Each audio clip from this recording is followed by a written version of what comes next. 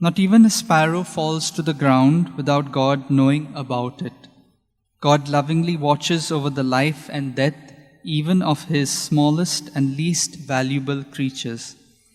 How much more then does God care for us, who are worthy more than many sparrows? Jesus goes so far as to say that every hair of our head has been counted by God. Divine providence means that God has the smallest detail of our lives in view.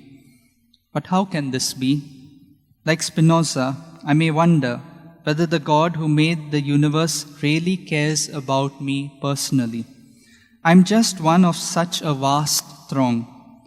How can God possibly care for my life? Yet Jesus declares that God is indeed interested in the details of our lives. Each of us can have a personal relationship with God. Jesus invites us to trust ourselves to God without fear. There is no need to be afraid. This is the kind of relationship he had with God. He knew in his heart that God cared, and so handed himself entirely to the Father, even during his passion and death.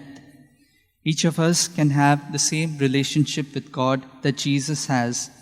He invites us to share in this, and he makes such a sharing possible by sending the Holy Spirit into our hearts.